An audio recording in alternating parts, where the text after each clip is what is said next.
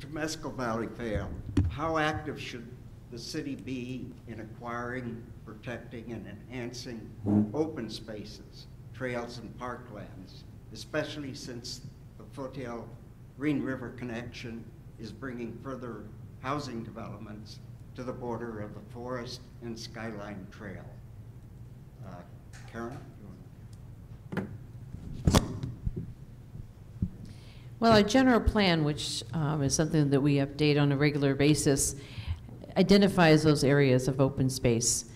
And if there, we've gone beyond that on a couple of occasions, but the open space that we have, we need to preserve, like it said, and do the best job that we can and weigh it out with all the pros and cons of that. So it's working together and keeping it, preserving it, and enhancing it. So we are looking at stuff around Foothill Parkway and preserving some of the trails, working with the Skyline Trail once that becomes the city's property as up to the county line.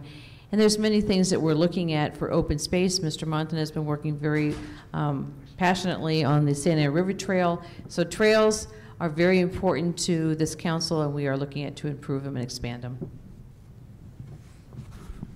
Yes, we do need the open space, but there's a value and a price on that space, and we don't own it. We do have the luxury of having the Cleveland National Forest back up right against our backsides. It would be nice to incorporate parks and parking lots so that those trails and parks can be enjoyed for everybody. Clean up the area with those parking lots and the trash cans. Anybody that knows that I had issues with that on Skyline. And let's beautify our city. They are there. City of Irvine used they obtained the El Toro Marine Base and made the great park. We have that same opportunity. Let's use it. One of the things when we talk about Foothill Parkway, one side of Foothill Parkway is actually pedestrian, bike, and hiking ready, so that area is allowed so that it will provide a connection to some of the open space areas. The couple developments that are going in along that area and in Sierra del Oro, about 50% of the land that they are purchasing and developing will actually stay open space. And as Karen mentioned, I sit on Santa Ana River Trail. It's going to have a terminus and a parking area. Behind the Prado Dam area, we're going to have parking, restrooms for people to take that trail. You'll be able to go up to the mountains. You'll be able to go down to Huntington Beach, and that will all be complete here very shortly. And Skyline, we are also working on an additional parking area, but I'm confident once Foothill is completed that we will actually have an additional parking area along the old Schaefer Ranch, the horse ranch area, to actually access the forest there as well.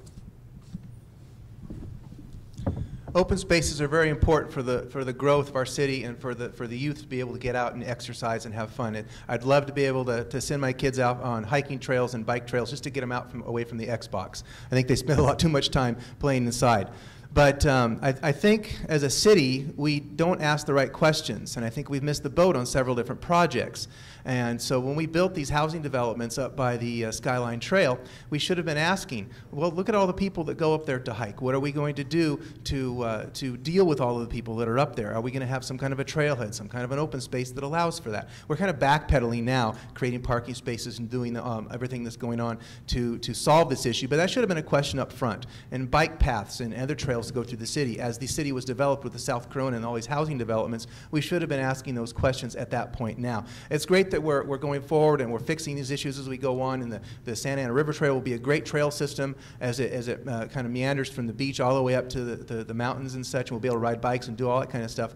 But I think we need to have council members on board. They're asking questions of developments right now. Open space and economic development go hand in hand. Corona is extremely fortunate that we have the Cleveland National Forest there. We're very fortunate we have the Santa Ana River Trail. We're very fortunate that when you start going out, on the 15, you got a lot of nice trails and open space out there. One reason my wife and I moved to Corona because we love the open spaces and the parks that are already here. However, one thing that Corona is missing is we need to become a destination city. We have to let people know what we have here. We've got great things. We have all these beautiful golf courses. We should be a golf destination. We should have a cultural arts that people want to come in and do things.